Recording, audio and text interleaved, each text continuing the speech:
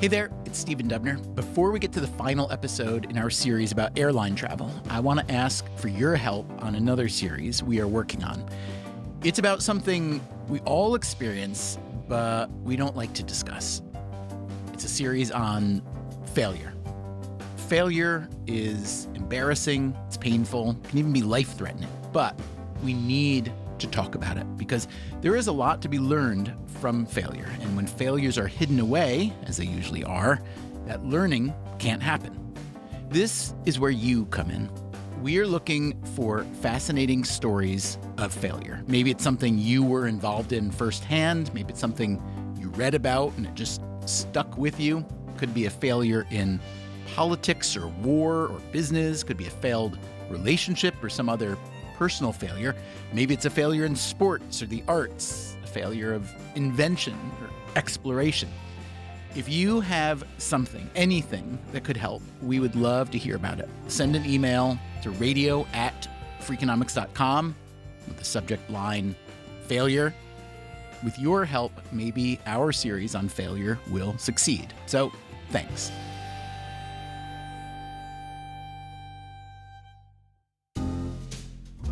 I'm very excited about traveling. I have always loved planes and airports and waking up at 3 a.m. to take a cab when everyone else is sleeping. I frequently volunteer to drive my friends to airports just because being near an airport makes me really excited. Maria DePlutis is one of the Freakonomics Radio listeners who sent in an audio diary for the series we've been doing on airline travel. She has been excited about flying for a long time. I remember as a kid loving everything about air travel. And even now, I'm pretty hard-pressed to think of anything that I don't like about it. She does have her preferences. I really try to avoid being stuck in a middle seat because I have a pretty big butt. So it gets a little awkward if I'm stuffed between two people. DePlutis lives in San Francisco. And I will be flying to the Greek island Chios to see my uncle who lives on that island. He has cancer and things aren't going so well with his health. I will also be seeing other family. It's been about 15 years since I've been back, so there's a lot of catching up to do, and there's going to be a lot of me having to answer the question of why I'm almost 40 and still single. I will be flying alone. In general, I prefer to travel alone because I can be a pretty whimsical person, so I like the freedom to be able to do whatever I feel like doing in the moment. I try to fly as cheaply as possible because I studied theater and social work, so I'm poor, but I did it to myself. I basically got on Expedia and tried to find the cheapest airfare. I got a one-way ticket, which is something that I can do because I have dual citizenship between Greece and the US. And the ticket cost a little over $700, which I think is a pretty good deal. How good of a deal is it? Think of all the other things you could buy with $700. On the other hand, what would it cost you to get to Greece without a plane ticket? How would you even do that? Today on Freakonomics Radio, the third and final episode in our series on airline travel. In part 1, we discussed the headaches and benefits of flying. In part 2, we heard about the remarkable safety record of modern aviation. And today, we are talking about the price of air travel. Obvious things like ticket prices, but also environmental costs. The only solutions are either you don't fly or you use sustainable aviation fuel. Also, would you rather own an airline or an airport? An airport. Because why? Because they're a monopoly. And what is Maria DePlutis seeing on her journey? I think every airport has to have a Cinnabon. I think there's some sort of international law.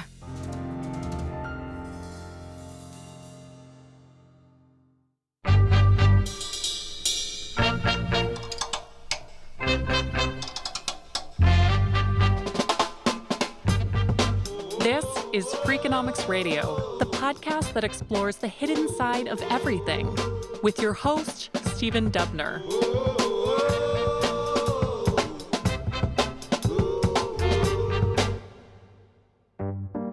If you've already heard the first two episodes in this series, you know we spent some time in Atlanta at the headquarters of Delta Airlines, which is one of the world's largest airlines by revenue. We did some safety training, we wrangled baggage, we watched the intricate choreography that goes into getting a plane ready for takeoff, and we spent a little time with Delta's CEO, Ed Bastian. Good to see you. Welcome. Great to meet you. Thanks for having me. This is our founder's office. It's where a lot of the magic of Delta gets decided. You have amazing mementos. We got Olympic torches in here. We've got Yankee Stadium memorabilia. This is probably my favorite, the Delta thank you plane. Thank you to our people and our customers. What do I have to do to get one of them? I have to fly 1,000,000 miles, man? No, you just have to know me. So we can get you one. After reporting out the first two episodes in the series, I had come to understand, I did not get a thank you plane, just so you know. But by now, I had come to understand that a commercial airline is an extraordinarily complex business to run, and I asked Ed Bastian to name the most difficult part. I'd say the most difficult part is dealing with our political leaders. We're a divided country, as you know, and we're in a business where we want everyone to love us. And it's a real challenge at times to be able to navigate and make certain that you're putting your people and your company first when others want you to run in a different direction. And what's the relationship between a big firm like yourselves and the federal government? Well, it's fairly extensive. They are a regulator. The FAA regulates our industry. On the political side, it's where it gets more challenging. First of all, quite a few members on the Hill know Delta. They take Delta, so they all have a point of view on the brand and the service. But at times they may have different views on issues, and you got to be careful not to turn into a political actor here. Can you give me an example? What kind of change they might want? Well, I think they're always looking for advocacy on their issues, whether it's societal issues, sustainability, environmental, corporate governance issues, and you want to always stay above the fray on that.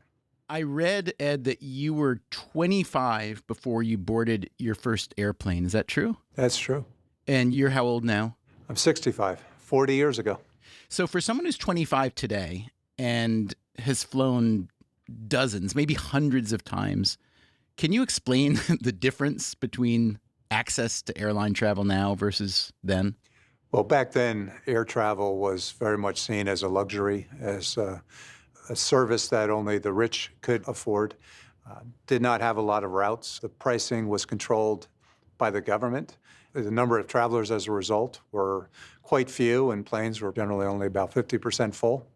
And around that time, in the late 70s, early 80s, the Deregulation Act occurred in our industry that allowed airlines to take a lot more control over pricing, which created a lot more competition, a lot more growth, brought fares way, way down. The Airline Deregulation Act was signed into law in 1978 by President Jimmy Carter. Until then, there was a federal agency that determined how much you would pay for a plane ticket. I worked at the Civil Aeronautics Board in 1978 during airline deregulation. That is Severin Borenstein. Today, he's an economist at the University of California, Berkeley. The Civil Aeronautics Board designated certain airlines to fly on certain routes, and then they would set a price that was intended to be high enough for the airline to recover their costs. After decades of regulating prices, we were going to open all that up. When Maria de Plutis was telling us about her trip to Greece, you may remember she said she basically got on Expedia to find the cheapest ticket. It turns out that's pretty typical. 83% of U.S. air travelers say that price is among their top priorities. Back when the industry was regulated by the Civil Aeronautics Board, or CAB, airlines were not allowed to lower prices to win customers, so they had to find other ways to compete. They would compete against each other by adding more flights on the route. Since you couldn't cut the price, what you would do is say, we have the most flights. And that really mattered to business travelers who wanted to be able to, if their meeting ended early, to go to the airport and quickly catch a flight home. So they were competing on frequency. and in other ways in service quality by offering piano lounges on 747s. And they were gradually driving down the share of seats that were filled by adding more and more flights. And they would eventually get back to the point that they weren't earning a great rate of return on their investment. So they'd go back to the CAB and they'd say, we need higher fares. And the CAB would say, yeah, okay, we'll give you higher fares. Eventually, in the mid-1970s, people at the CAB figured out that this was just an endless loop where we were raising fares and the planes were getting more and more empty, and this was very inefficient. That's where we had gotten to. Pretty empty planes with very high prices. This system was okay for the airlines, who were essentially guaranteed a profit by the regulators. And it was okay for travelers who cared more about flexibility than price, like business travelers. But for everyone else, it wasn't so good. Deregulation changed that. The airlines figured out that most people would rather have a fuller flight, even if it was a little less comfortable, in order to have much lower fares. The fares did get much lower. The average price today for a domestic round-trip ticket is less than half of what it used to be once you adjust for inflation. But if there's one thing we've learned from economics, it's that life is all about the trade-offs. A cheap flight is not going to be the most comfortable few hours you have ever spent. The seat will be narrow. There may not be good food or any food. And if your flight gets delayed or canceled and you need to get on the phone with a customer service agent, yeah, well, let's hope you don't. But the airplane will get you to where you want to go, someplace that a few decades ago you may not have even thought about going. Multiply your one trip by a few million, a few billion, and that is where we are now. Air travel has become part of our global infrastructure. Aviation is such a powerful force in our lives, communication, experiencing other cultures, traveling to see family. There's so much power in making aviation accessible. That is Megan Ryerson from the University of Pennsylvania. If we had airlines that just operated a few flights, or if we had a system with just a few airports, we would have a completely different global economy. But Ryerson is not an economist. She is a transportation scholar who sees herself as more of a consumer advocate. An economist, for example, might look at this from the perspective of the airlines. How can they maximize profit? I am totally focused on the consumer and their mobility. How can we optimize mobility? How can we optimize accessibility to air transportation and transportation broadly? So the conventional wisdom at the moment, at least, seems to be that airline travel is chaotic and unpleasant and unpredictable and too expensive even. But you could look at all that from a different perspective and say that airline travel is a miracle of engineering and logistics and economics, and that for pennies a mile, it's much cheaper than auto travel, even rail travel in a lot of cases. And I get from point A to point B really fast. Also, my risk of dying is much less when traveling by airplane than by car, certainly over the equivalent distance. So if those are the two ends of the spectrum of how we see air travel, where do you land on that spectrum? Oh, you want me to pick a point? I was going to say, Stephen, you're in my head. Those are the two areas where I live. I respect how incredibly expensive and complex it is just to get an aircraft off the ground. However, I think that it's human nature. It's in our spirit to always want better. I think the aviation system is definitely a work in progress and can improve significantly. Before deregulation, only about half of all Americans had ever been on an airplane. Today, that number is 90%. Ed Bastian again from Delta. We know it's one of the top economic drivers in our country. Our country is so large. It's allowed families to spread out, to live in different parts of the country without feeling like they've left home for good. It brings people together. I think the impact that travel has was never more obvious when it was taken away over these last couple of years by the pandemic. The high level of anxiety and angst and distrust that we witnessed, some of which clearly was due to the disease, but I think another big part of it was due to the fact that people weren't able to be together, and on an international scale. Considering this industry is so vital, why does it have such a thin profit margin? Well, it's highly competitive. We have a lot of airlines in our country and in our world, and we all operate on marginal economics. When that plane takes off, the last chance you have to sell that seat is 10 minutes before the door closes.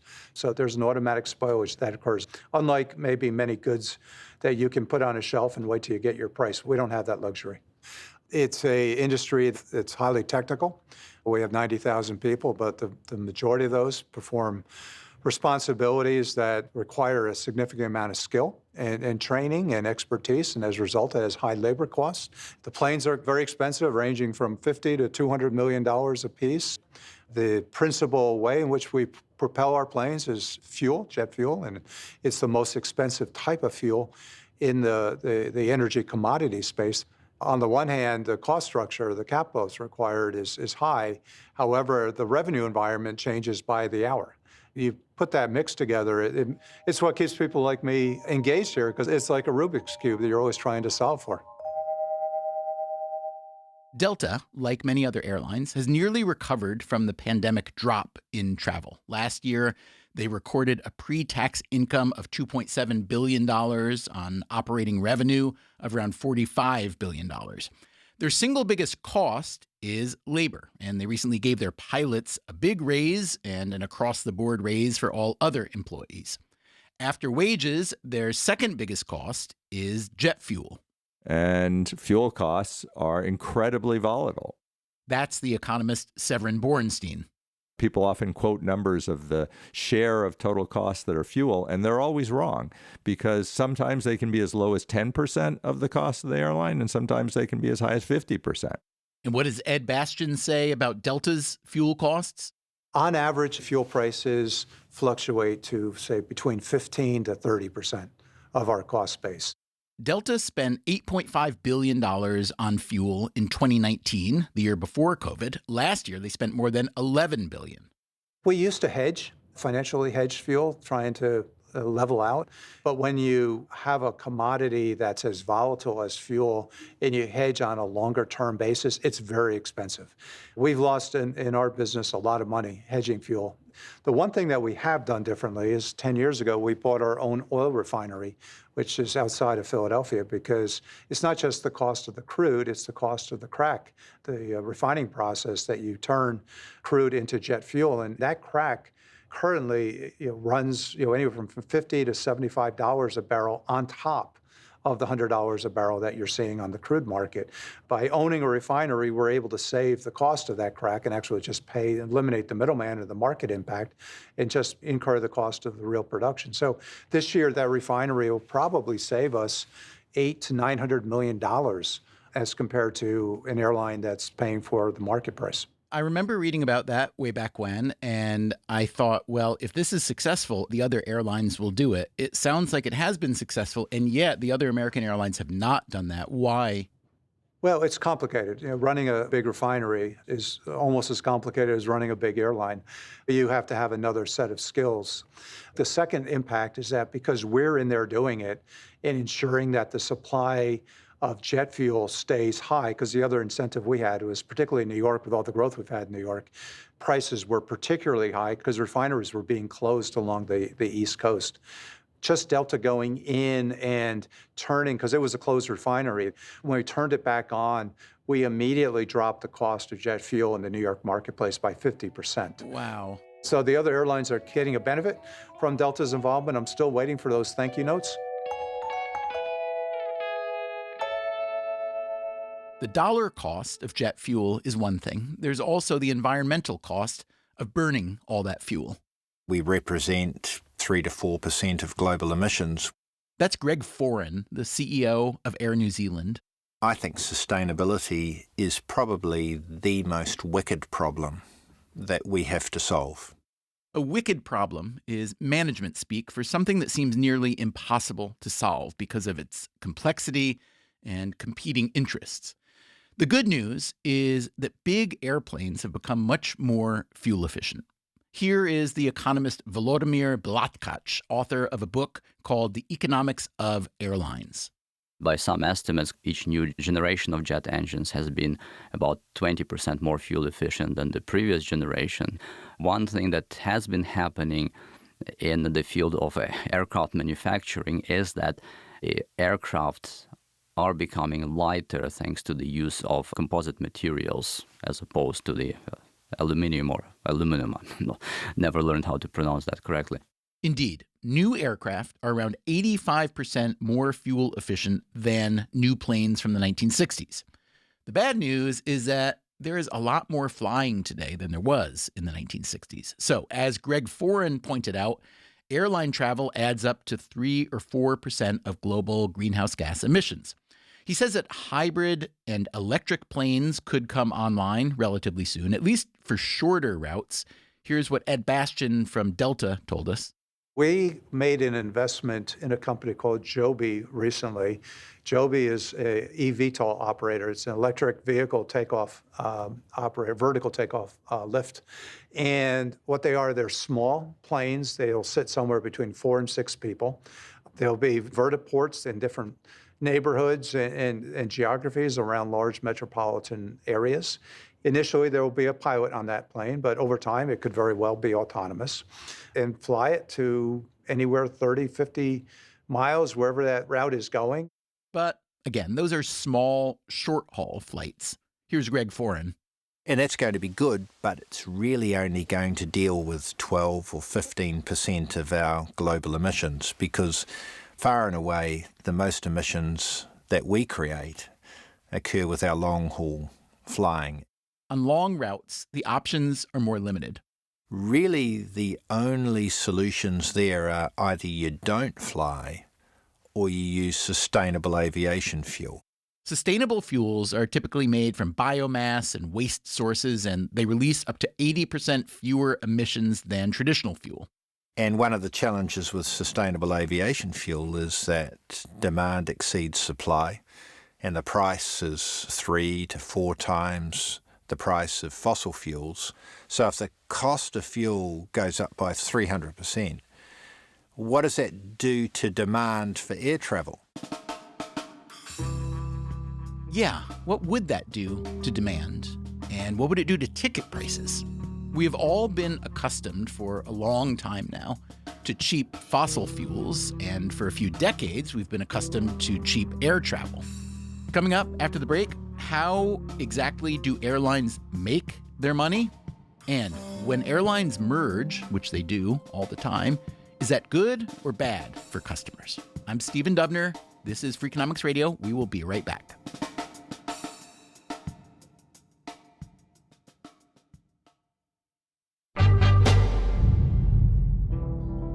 Let's go back to the time just before COVID stopped everything, including most airline travel. Here's Sarah Nelson, a flight attendant for United Airlines and president of the world's biggest flight attendant union. Just a month earlier, Delta was celebrating major profits and handing out profit-sharing checks. The American CEO was saying, we're never going to lose money again. United Airlines had just announced a huge training facility. And then a month later, they're going with hat in hand to Congress and saying, we're not going to make it because 90% of demand dropped off. And Congress said yes. Here is Ed Bastian, the CEO of Delta Airlines. Over a series of, I think, 3 tranches, it was about an 18-month period, the industry received in total around $50 billion. Delta received around $10 billion. It was allocated based on size of the airline, the payrolls of the airlines, and all airlines participated in it. Now, a lot of people might say, well, I had a really tough time too during COVID, financially and in other ways, and I wasn't getting bailed out. It just doesn't seem fair. How do you answer that? There were a number of reasons why the bailouts were critical. One, the industry would not have been able to survive what happened during the pandemic. We had large-scale operations on a global basis that were, by law, shut down. The international skies were closed. We were not legally allowed to fly to many of our major markets around the world, which was a government action, a responsible action, but it wasn't something that Delta did or any airline did. Secondly, the airways, however, in the U.S. needed to stay open, even if customers weren't flying, because we needed medical workers and supplies to get around our large country. And air travel is a critical part of commerce as well as society. We could not have flown unless the government was willing to support us, but also in turn for receiving the bailout money, as it's been called. I don't think about it, I think as a subsidy for COVID. We agreed to keep the airways open and to lose lots and lots of money. Third, all of that money went to our employees. It didn't go to the airlines. It went to maintain our employees, so we didn't have to furlough any employees, which meant they were positioned when the market reopened. Could you imagine the spring of this year when people decided they were going to travel? If we hadn't supported the airlines, it would have been a disaster. You'd have airlines in bankruptcy. You'd have had planes other places. Very much, by the way, what you see around the world, international markets. If you want to see what the U.S. airline industry would look like, go look at Europe this summer. And the difficulty of getting staff in and the long lines and the lost baggage. And I'm proud of our administration for standing by and doing the responsible thing. And by the way, we have to pay back 30% of that. And the government also took warrants in the ownership stakes of the airlines in return for it. So the government got a good return on its investment, including the payroll taxes and the other forms of support that our employees pay back to the government, which they wouldn't have otherwise paid had they been laid off. Delta and the other big U.S. airlines are publicly traded firms whose relationship with the government can be, let's call it, complicated. In many other countries, there are so-called flag carriers that are owned by the government. The Gulf states are a good example. U.S. airlines like Delta have complained that this puts them at an unfair disadvantage. It's hard to compete in the international market against companies whose government buys the planes and sets ticket prices low in order to promote the country itself. Well, every airline has always complained about foreign carriers and said that they're subsidized. That, again, is the Berkeley economist Severin Borenstein. The foreign carriers could certainly point to what happened during COVID and the huge bailout that the airline industry got and say, wait a second, you're subsidizing your airlines as well. David Neeleman is the founder of Breeze Airways in the U.S. Before that, he founded JetBlue and Azul Airlines in Brazil. I asked him about the foreign subsidy complaint. Yeah, it's legitimate, but Azul has to compete against American and Delta, and we got zero money from the Brazilian government, and they got $20 billion from the U.S. government. So, it's just one of those facts of life. And, Delta makes a lot of money international, but I'm sure they make more domestically. It's just kind of part of the big pot of soup we all have to deal with every day. So, David, from what I can tell, the airline industry is just hard. It's complicated. It requires a big and expensive network. You also have to engage intimately with the people using that network, unlike industries like telecom or oil and gas. So how would you say the airline industry is different from others? And what are some of the key difficulties? Yeah, difficulty is capital intensive. It's human intensive. So you have a lot of expensive assets, billions of dollars of assets. You're subject to pandemics, to recessions. The first thing people do is they buy food and they get shelter. They don't think about going to Florida. That's something when you have leftover money. High fuel prices are, you have a budget and all of a sudden you have some kind of world shock or you have a war that breaks out and your cost just went up $75 million for the year. And you're like, okay, we need to raise our fares, but you can only recapture so much. So you can make a lot and you can lose a lot. Warren Buffett said the best way to make $1 million in the airline business is start with $1 billion. At least Warren Buffett may have said that. He is famously sour on the airline industry. It may have also been Richard Branson who said it, and he did start an airline. In any case, there's no doubt that running an airline is complicated and expensive. The economist Severin Borenstein is, on the one hand, sympathetic. Airlines face incredibly volatile demand, and they have huge fixed costs. So when you put those factors together, this is going to be a very boom and bust industry. I think there's just no way around that. But, Bernstein says, the airline's relationship with the government provides a big safety net. These airlines are very pro-markets right up to the point until the markets don't give them enough revenue, and then they decide they really need to be more integrated with the government. We bailed out the airlines after 9/11. We bailed them out again during COVID. And I have argued against these bailouts because even if the airlines go bankrupt, we don't see the airline industry go away. We just see it reorganize and shareholders lose all their money, which is what's supposed to happen when airlines can't pay their bill, or when any firm can't pay their bills. But I think politically that is what happens. Sarah Nelson from the Flight Attendants Union also remembers the 9/11 airline bailout, and she didn't like where the money went. Too much to the airlines themselves, not enough to employees. I had a front row seat to that. And I said, this is not going to happen again. And so when Congress started talking about a COVID bailout, we put together a plan for relief that was based on keeping the workers in their jobs. We also had a lot of other demands, capping executive pay, banning stock buybacks and dividends, seats on airline boards, neutrality in union organizing. We didn't agree on all of the things in the program, but the basics of this being a workers' first program, keeping people in their jobs, which would then allow us to meet the demand when demand came back. So we have learned quite a bit about what it costs to run an airline, about the volatility and the complexity. So let's start hearing how airlines make their money when they do. Here again is Ed Bastian from Delta. The majority, over 80% of our revenues come from ticket revenues, and our ability to sell not just the tickets, but the upgrades to premium categories. We do have a cargo business. It does well. It's maybe 5% of the total revenues of the airline. It was higher during the pandemic. And another huge source of revenue for us is our relationship with American Express and the credit card that we work together on. We are American Express's #1 partner. Over 10% of their worldwide billings of all American Express products go on that Delta co-brand card. I've read that you take in hundreds of millions of dollars a year from your loyalty program, Sky Miles. I don't understand that. I would assume that's a cost center, not a profit center. Well, the loyalty program is exactly what I mentioned here. So American Express this year will pay us over $5 billion for access to the Sky Miles that they reward their customers on the card. I see.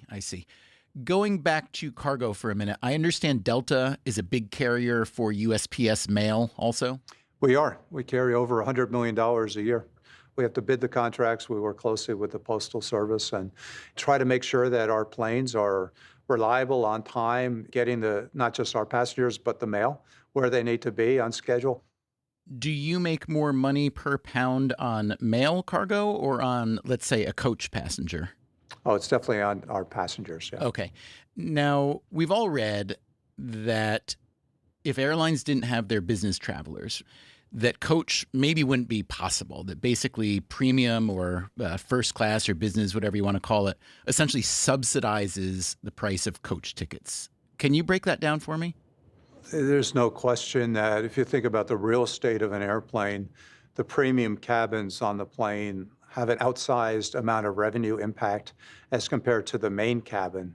When we think about total revenues, and I'm including American Express and the loyalty plans, I'm including cargo, et cetera, over 60% of our revenues are coming from a non-main cabin component, meaning that the main cabins only carry about 40% of the total revenue, and then that number continues to decrease. What does this heavy reliance on business travel mean for non-business travelers? It means that if an airline has fewer business travelers, they may have to raise the price of coach tickets. And as of now, airlines are seeing fewer business travelers. Domestic business travel in the U.S. is only around 67% of what it was before COVID. International business travel is only at 54%. Here again is the economist Audrey Bernstein. If business travel doesn't recover, what we will gradually see is a smaller airline industry with less frequent service on many routes and potentially higher fares for the leisure travelers because the business travelers are not there driving the revenue. In their attempt to maximize profits, airlines practice what is called yield management. This means they are constantly adjusting prices to find the real-time sweet spot between supply and demand. Here's Ed Bastian from Delta. It's pretty complicated. The industry releases over 1,000 prices a day. 3 times a day you input your pricing, and it's an auction. Customers on a popular route can buy up early. And you always want to make sure that you're saving seats for the latter part of an itinerary. An airline also wants to save seats for last-minute business travelers who are willing to pay a premium price. Here is Audrey Bernstein.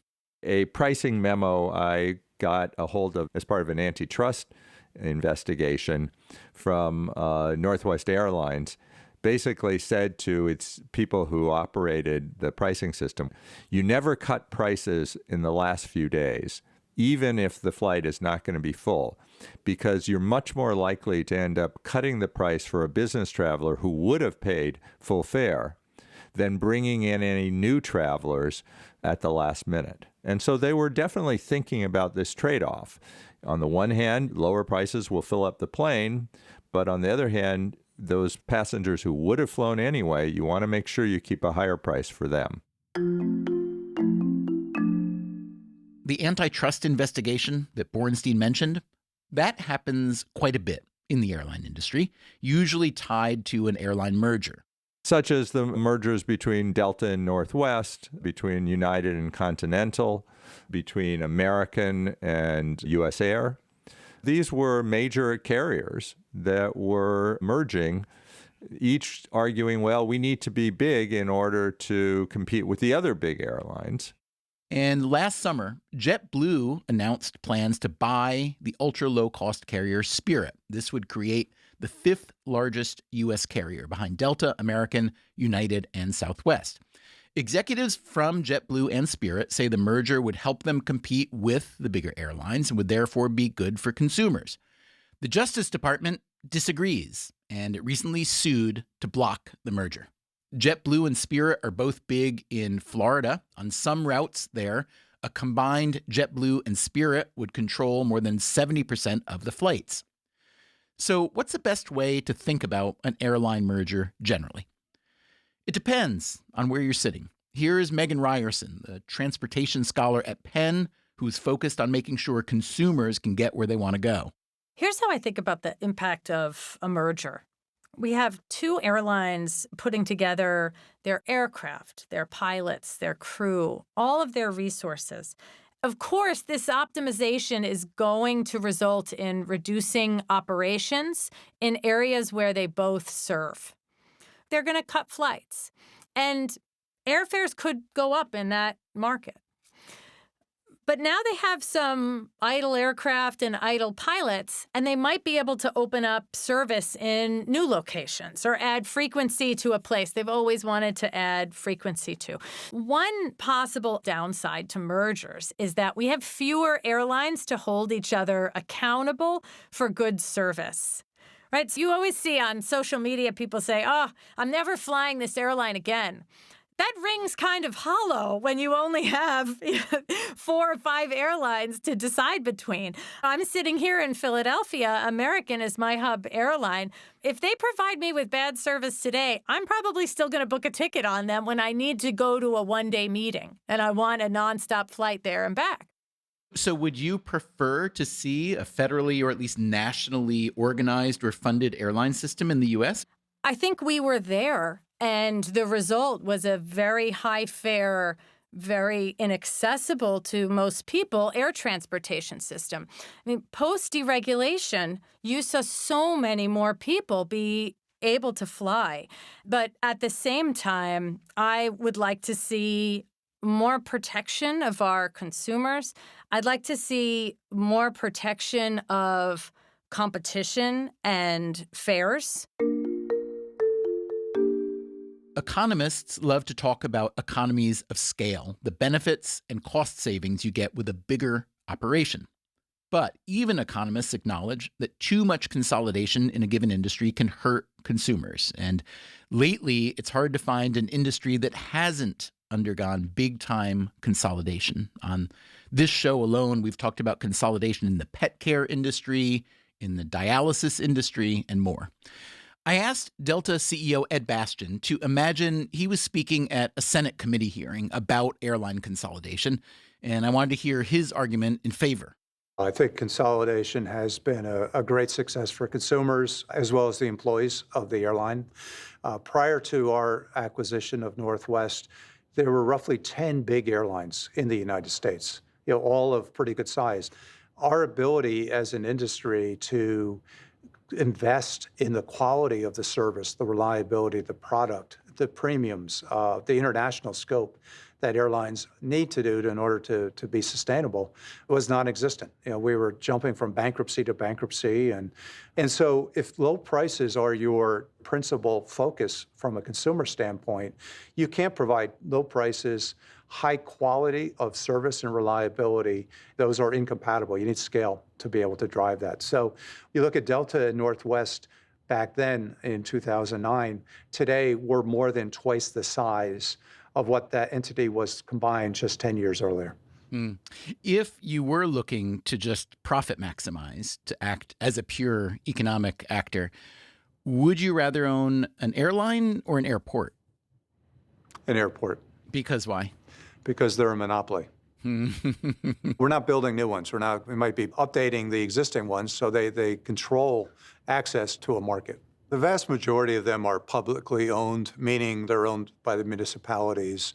That could be a city, it could be a state, it could be a regional operator. And we treat them as you would a landlord, or we rent space from them. We invest in them, like we have recently in New York and LAX and a few other locations. We don't own the place, but we have a long lease that goes out. It's probably at least 50 years. And so we treat it as if we own it. Our airports really suffered from lack of investment, not just by the airports, but the airlines themselves. And we've set out on a path over the last decade to improve the ground experience for our customers. And the only way you can do that is invest in the infrastructure locally. The reason they're so expensive is that airports, by and large, you have to rebuild them on the same piece of land that you're operating. We can't close them for 6 months. And so that makes it a very difficult form of real estate development. But when we get it right, and that was one of the silver linings of the pandemic, because we were able to close sections of the airports and accelerate their development, you look at it, it's a beautiful thing. We just opened LaGuardia this year, and I hear from customers when they land, sometimes they think they've landed in the wrong city. They think they've landed at some big international airport. We have to remind them, no, it's actually LaGuardia. Even if you have never been to LaGuardia Airport in New York City, you've probably heard about it. Maybe back in 2014, when then Vice President Joe Biden said this. If I took you in blindfold and you took you to LaGuardia Airport in New York, you must think I must be in some third world country. No, I'm not joking. Coming up after the break, we visit the new LaGuardia, and we hear people say things that you never would have heard them say about the old LaGuardia. I think it's fantastic. I'm Stephen Dubner. This is Freakonomics Radio, and we are about to begin our final descent on this airline series. Talk to you in a minute.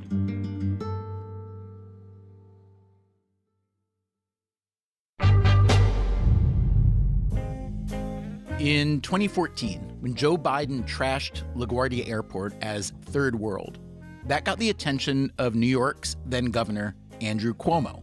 He fast-tracked the development of a new terminal, Terminal B, at LaGuardia Airport, which is owned by an agency called the Port Authority of New York and New Jersey. This agency has a reputation for being, how do I say this, bad. A lot of people who live in New York and New Jersey think of the Port Authority as the worst kind of slumlord. The new Terminal B at LaGuardia had a chance to change that reputation. At the same time, Delta Airlines was putting $4 billion into renovating their terminal at LaGuardia, Terminal C, which is also owned by the Port Authority. We stopped by LaGuardia not long ago to check out the new Terminal B. So we're going to go into our integrated operations center. So these are some of those doors that when you're a passenger in an airport, you wonder what's behind them. You wonder what's behind them. Now you're going to see. My tour guide was an affable Canadian named Frank Scremin. I'm the Chief Executive Officer with LaGuardia Gateway Partners. LaGuardia Gateway Partners is the private firm that redeveloped and now operates Terminal B. Yeah, so we're a little bit different than running an entire airport because we're running an isolated terminal. So in our case, we collect rents from our airline partners and we generate rents through our commercial concessionaires. We pay a rent to the Port Authority, and that's really the basics of it. LaGuardia Gateway Partners is a consortium of 4 firms led by Vantage Airport Group. They are a Vancouver developer and airport operator that's owned by a subsidiary of a New York private equity firm called Corsair Capital. You got all that? Welcome to the world of public-private airport partnerships. And how common are such partnerships and where? Let's ask one of the authors of a research paper called All Clear for Takeoff, Evidence from Airports on the Effects of Infrastructure Privatization. I'm Sabrina Howell. I'm an associate professor of finance at NYU Stern. Okay, here's one thing that just puzzles me. When I look at the diagram in your paper of private ownership of airports, the whole global map is just dotted with dots, dot, dot, dot, dot, dot, representing all these privately owned airports. And then we get to the U.S. and it's like almost empty. Why? Why are we different? So you're right. About 20% of airports are privatized, but that goes up to 36% if we exclude the U.S. and China. Now, China, you might expect. But we were initially surprised that the U.S., which we might typically think of as a bastion of free market capitalism, has no privatized airports. So the reason is that the U.S. has strong incentives from the federal government for airports to remain publicly owned and operated that don't exist in most other countries. So if I didn't know any better, I might think when you say the federal government has strong incentives, I would say, oh, that's because our federal government cares about us and our bodily harm. They want us to arrive safely, not crash, and therefore they want to control the airport from the top to the bottom in order to have it be a safe experience. Is that the reason, or are there other reasons? Well, in practice, the reasons that U.S. airports are not privatized is first that they can raise tax-exempt revenue bonds, where investors in bonds issued by private companies have to pay tax on the interest they earn. So that makes it really hard for private debt to compete. And second, the airport can receive big federal airport improvement program grants if they commit not to making a profit from airport operations. If you listen between the lines to what Howell is saying, you might find yourself thinking, oh, that's why American airports are often crowded and slow and unpleasant. They're owned by public entities that don't have much incentive to make them better. That's the trend that LaGuardia is trying to shift. Frank Scremin did bring us behind some closed doors. He showed us their high-tech baggage sorting system. He showed us an operations center, and in a back office, he showed us a poster mounted on the wall. So this is we just had a little bit of fun with this. So this is kind of before and after. These are actual tweets and headlines and all that sort of stuff. Read that one for me. Remember when Joe Biden called LaGuardia Airport a third world country? Well, it still is. And then the New York Times article, February 7th, 2014, said, some see Biden's description of LaGuardia as third world as too kind. So that was all the before. I applaud your embrace of the strong negative before sentiment.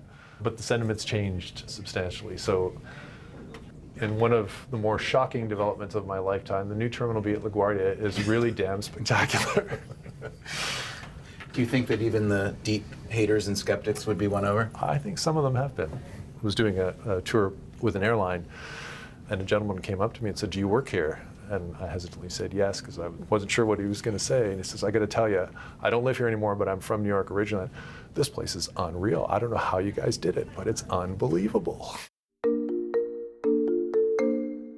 have to tell you, a few weeks ago, I landed at LaGuardia and I walked into Terminal B from the jet bridge. That, again, is the NYU economist Sabrina Howell. I swear I thought to myself, oh no, I've gone to Boston by mistake. And I stood there for a few moments, totally disoriented by the change. Wait a minute, the ceilings aren't leaking. Where am I? Exactly. Where's the prison aesthetic? I don't know. So we saw a pretty successful outcome where LaGuardia transitioned from being sort of an infrastructure hellscape to a really beautiful terminal with much more capacity and much more amenities. The art and fountains and so forth at the new LaGuardia are terrific. And I think speaks to the degree that airports play this role as civic spaces, public spaces, and I think reflect this really complex contracting that the Port Authority did with this investor group. And that's an example of a new public-private partnership for U.S. airports that the Port Authority is pioneering that's leveraging private capital, and in particular, the amount of debt that private equity sponsors can arrange in order to finance what are now very costly projects. And what does your research suggest will be the longer-term effects of this kind of public-private redevelopment? What do you predict we will see, especially in terms of customer costs and level of service? In this case with LaGuardia, what we've seen so far is a really successful capital expenditure redevelopment. Whether private equity is well-suited for ongoing operation of the terminal, and in particular being responsible for negotiating with the airlines, negotiating retail leases in a way that benefits consumers, remains to be seen in the U.S., but what we find internationally suggests that it can be pretty successful. What we find is a consistent picture in which infrastructure funds, that is to say, PE ownership, improves airport performance across a range of measures, like increasing overall passenger traffic, the number of flights, freight traffic, the number of routes served by the airports, increasing passengers per flight. That's an important efficiency measure. And we also show that private equity-owned airports tend to win more quality awards and reduce flight cancellations, which probably is the biggest nuisance from the perspective of us travelers. If I were to ask you, what do good airports do well and what do bad airports do poorly, what would you say? Good airports serve more passengers and more flights and more routes. They have higher quality amenities in the terminal and offer, a better passenger experience. I think a bad airport has excess capacity that it's not using well. So we see airports with gates that they're not using, with space that they're not using. They don't aggressively try to get better stores, better restaurants that will draw passengers and draw revenues. And they don't invest in improvements. The improvements at LaGuardia's new Terminal B are dramatic. Frank Scremen walks us through the concourse. We check out the restrooms, the shops and restaurants. It is all brand new and shiny, of course, which helps. We'll see how it looks in a few years. But still, it is nothing like the old LaGuardia. There's a lot of natural light. The ceilings are high and they're not leaking. There is some water coming from the ceiling, but it is a legitimate water feature. Colorful, whimsical, something you'd expect to see at a Vegas hotel or on a Disney property. It is apparently the first of its kind in an airport anywhere in the world, and it is at LaGuardia. You must think I must be in some third world country. The water feature comes alive every 15 minutes, and all the passengers we spoke with had a similar response. I love it. It's very emotional to see the water and the music transport to you to the magic place. I think it's fantastic. Just makes you happy, makes you feel happy. It just makes you happy. Those are not words you're used to hearing when we talk about airline travel or airports especially, unless you're talking with Maria de Plutis. Remember her? She was on her way to visit her family in Greece. Things can always go wrong. You might have a flight that gets delayed. There might be a mix-up with your luggage. You might end up sitting next to someone wearing too much cologne. But I think as a concept, air travel is just incredible. It's a bunch of strangers floating in the sky together in a giant metal container. Her $700 ticket on KLM Royal Dutch Airlines brought her first from San Francisco to Amsterdam, where she made this recording. I think that there's this unity that happens in airports where it doesn't matter where you're from, doesn't matter if you don't even speak the same language.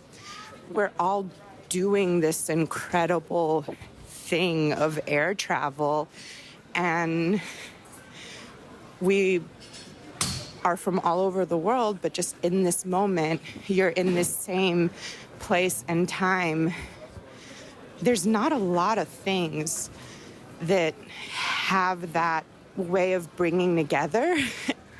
From Amsterdam, she flew on to Athens and then to the small Greek island where her ailing uncle lives. You don't have to understand Greek to understand what happens next. If you're lucky, it's happened to you, too. Yeah, Sophia!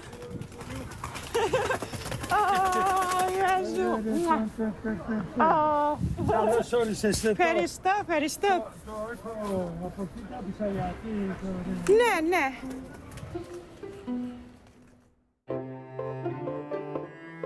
Thanks for traveling with us these past few episodes. We know you have many podcasts to choose from, and we appreciate your choosing ours. Coming up next time on the show, why are there so many bad bosses? Until then, take care of yourself, and if you can, someone else too. Megalo taxi di la Line. Freakonomics Radio is produced by Stitcher and Renbud Radio. You can find our entire archive on any podcast app or at Freakonomics.com, where we also publish transcripts and show notes. This series was produced expertly, I would say, by Ryan Kelly and mixed by Greg Rippin. We had recording help at LaGuardia from Jason Pina and in Atlanta from Evan Profont. Special thanks to all our listeners who sent in their travel diaries and to Lillian Bates for helping organize them. Our staff also includes Zach Lipinski, Morgan Levy, Catherine Moncure, Alina Kuhlman, Rebecca Lee Douglas, Julie Canfer, Eleanor Osborne, Jasmine Klinger, Jeremy Johnston, Daria Kleinert, Emma Terrell, Lyric Bowditch, and Elsa Hernandez. The executive team of the Freakonomics Radio Network is Neil Carruth, Gabriel Roth, and me, Stephen Dubner. Our theme song is Mr. Fortune by the Hitchhikers. All the other music is composed by Luis Guerra. As always, thanks for listening.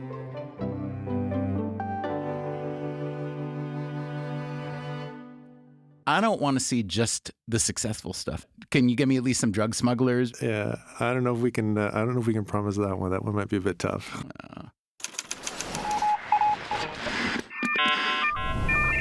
The Freakonomics Radio Network, the hidden side of everything.